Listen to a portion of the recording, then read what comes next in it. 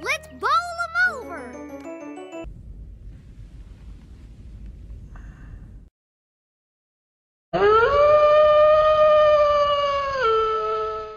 Hello everyone, I'm Keenan47, aka Wolfkeen, and welcome to another edition of my My Little Pony Vlogs for Season 2. Today, I'm talking about the Cutie Pox, written by Amy Kitten Rogers. Damn it, Amy! You were doing really well during Season 1, and now you finally released an episode that really, bugged me. Oh, don't get me wrong, I don't think the Cutie Pox is a bad episode. Far from it. But I don't think it's a good episode either. I think the best word for this episode is tedious. This episode is tedious because it has a lot of filler, and I mean a lot of filler. I did the math. There's about 12 to 14 minutes worth of filler in the entirety of the 22-minute long episode. That means that there's only 8 minutes worth of plot, and the rest is just pointless filler, which is really, really bad in many cases. I know what you're about to say, oh, shows need filler episodes. Granted, but you need to make these filler episodes have some kind of interesting factor or interesting ideas. Good example is Sword Art Online, where most of the filler episodes introduced us to new characters and stuff like that. While we don't really get to see them again, we still get to see these new characters and the adventures that they go on. This is what I'm trying to say, that you could do a filler episode, but you have to make sure it's done properly. And this episode did not do it in the best light. Let's get started. The episode starts with the Cutie Mark Crusaders basically trying to get their cutie marks in bowling. And already we run into the one problem that I have already. The Cutie Mark Crusaders obsessing over their cutie marks yet again. What I mean by this is that, remember, in previous episodes, they're obsessing over their cutie marks, trying to do whatever they can to basically make a cutie mark appear, like any random thing, and it just bugs me.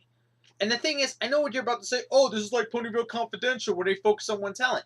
They focus on bowling for one outing and then be like, we're done. At least in Ponyville Confidential, they stuck with it. Here, they went one go of bowling and that was it? So I really don't need to talk about what happens here at the bowling alley, and I know what people are about to say, the Big Lebowski reference! Don't know what that is, I don't care. So, basically, after the bowling thing fails, because Apple Balloon tries to basically go bowling, and I think I found worse bowlers than me. I'm a terrible bowler. And Sweetie Belle kept getting gutter balls, and Scootaloo kept knocking her ball out the lane. I think I played more like Sweetie Belle, where I'll get one or two good ones in, and then the rest is just gutter balls. I've done that in bowling before. And Apple Bloom, well, Apple Bloom just epic failed. So the Cutie Mark Crusaders try to cheer up Apple Bloom in basically, different ways, until finally Apple Bloom just decides to go into the Everfree Forest. Why? I mean, Scootaloo, Sweetie Belle, the Everfree Forest is dangerous. You're gonna let her go in there by herself? Really? Okay, good friends you are. So, Apple Bloom goes through the Everfree Forest, trips on a branch, and chips her tooth, and then she runs into Zecora, who has a cure to help her out. Of course, Zecora pretty much tells her exactly what the Cutie Mark Crusaders have been told time and time and time again. They need to be patient. So, of course, Zecora ends up giving Apple Bloom a cure for her chipped tooth, which now her tooth is fixed. And Apple Bloom believes, oh, she could cure my chipped tooth. Maybe she can help me get a cutie mark with one of the potions. Which Zecora says she can't. Then she gets a plant that says, then she pulls out a plant and tells Apple Bloom that it can help you receive what your heart desires. And so Zecora pulls it out, leaves it on the counter, and then walks off to get a plant that she doesn't have enough of. I think you know what's going to happen from here, guys. So Apple Bloom comes to school the next day to have a cutie mark, which is supposed to be a loop-de-loop, loop-de-hoop, which is supposed to be the ring off of a barrel. Like, those rings around the barrel? That's her special talent, spitting a hoop. That's what Diamond Tiara and Silver Spoon said. Spitting a hoop is your special talent? You two don't really have much room to talk considering that your cutie mark is a diamond tiara and yours is a silver spoon. What does that mean exactly? No, even Fallout Equestria delves into that one. Okay, let me stop.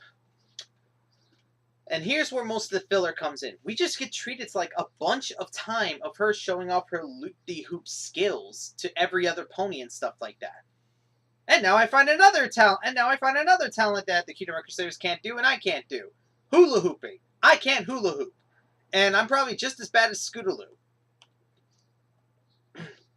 So she keeps showing off her loop-de-hoop abilities until the point she starts flying herself up in the air with the loop-de-hoop. Logic, what's that? And basically, another cutie mark appears on her flank. So now there's a cutie mark with, like, spinning plates and stuff like that. So now she gets called out saying that the cutie mark's a fake. How do you fake cutie marks? I mean, that thing appeared right there and then. Like, how is that possible? That's actually a legit question. So basically what happens next is that she decides to try spinning plates. Well, actually, Snips and Stills throws her a plate and, to try to spin it with, like, the stick. And she does do it. So now we're treated to more minutes of filler of her just showing off this talent, which I don't care. And so she moves on. And so we move on to Apple Bloom's home where her family's just gushing over her new abilities. So, of course, this scene goes on, and then we move on to Applejack trying to get some sleep when she hears, like, this weird noise in Apple Bloom's room. When she goes in, she sees Apple Bloom tap dancing for some reason and having a third cutie mark. So basically, Applejack takes Apple Bloom to Twilight, and they actually look up a book on this kind of information. Here's another problem I have. It took a minute and a half for them to find this book. Like, really, that long for them to find the cure. Well, not the cure, but to find out what it was. Like I said, there's a lot of filler time in this episode, and that just bugs me. So basically what happens is they find out this is called Cutie Pox, where I'm not going to say what Twilight said because I don't want to. Basically, the cutie marks is supposed to be like, a bunch of cutie marks appear in a pony, and they are granted the abilities and talents of that cutie mark. However, there is no known cure. Then Apple Bloom gets another cutie mark, which makes her speak French. So they decide to go see Sakura, but while they were trying to go see Sakura, Apple Bloom gets more cutie marks and ends up doing all of the talents, from lion taming to gliding to chimney sweeping to other stuff like that. And she pretty much just this is like another filler scene, like I said. Then finally Spike tells the town what happened, and of course the town runs for cover, like who wouldn't? And Sakura comes in. So basically Sakura pretty much put two and two together. At least Sakura was not an idiot in this episode. She basically, said it herself that she was basically getting the remaining ingredients for a potion that she was brewing, but after her visit with Apple Bloom, some of it disappeared. And so, basically, Sakura tries to get the answers out of Apple Bloom, and of course she doesn't want to say anything and ends up getting more cutie marks. Sakura does tell the Twilight and Applejack that there is a way to cure it with the seeds of truth. It's going to grow a flower, and Apple Bloom can eat that flower to cure herself. However, it can only grow by the words of truth. So, of course, Sakura is going to make Apple Bloom suffer until she decides to tell the truth. I know a lot of people hate this scene, but I think it's well-deserved. Because, think about it. When you do something you're not supposed to, yeah, you should be punished for it. And if you refuse to come clean about the situation, you should still deserve to be punished from it. I mean, seriously. I probably would have done the same thing if someone stole something from me, and the only way they can get out of the situation is if they told me the truth. I would be doing the same thing, being honest. Yes, it's dark, but let's face it, sometimes a bit of tough love has to be done. Then we get like a funny joke with Pinkie Pie where she's trying to explain how many corn cakes she really ate from, Sugar Cube Corner. And then finally Apple Bloom tells the truth. The flower grows, and she eats the plant. Basically, all the cutie marks being cured.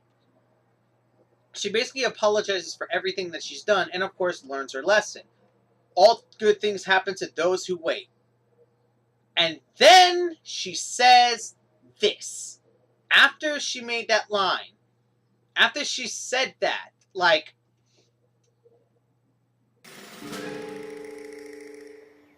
Well, I'll wait long enough.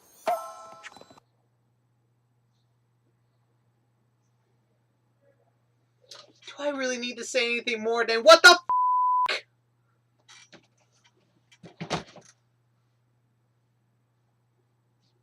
This was a good moral, and Apple Bloom completely disregarded it. I mean, seriously, she said it. Well, I've waited long enough. And then goes off to go do more random crap with the Cutie Pox Crusaders. Which means that the lesson that she learned is null and fucking void.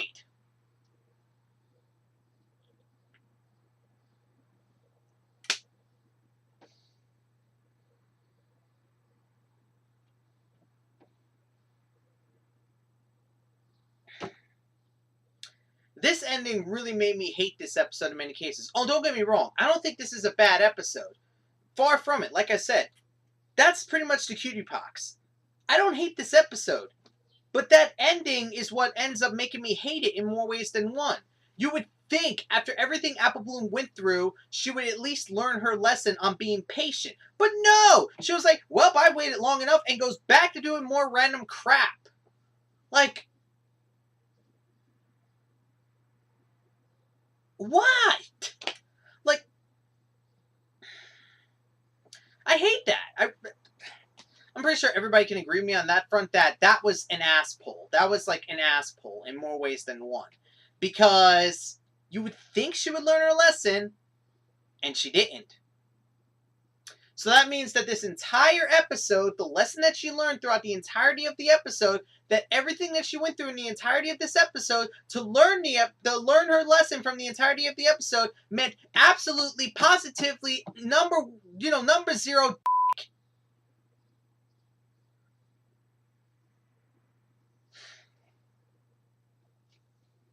That's all I have to say about this episode, because if I think about this any further, I'm going to get more angry than I already am.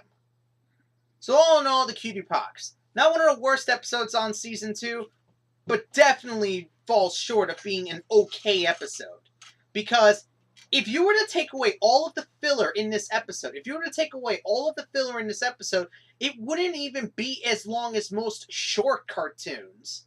Hell, the lesson itself is such a freaking, like, punch to the face, because it just plays more into the effect that, the Cutie Pox Crusaders are idiots. That's what it does. That's what's doing this moral. Because Apple Bloom says that all good things happen to those who wait. Well, I've waited long enough, and then goes back to doing more random crap. Oh. So not much else for me to say. Until next time, guys, I'm Keen47, aka Wolfkeen. Hope you enjoyed, and until next time, guys, take care.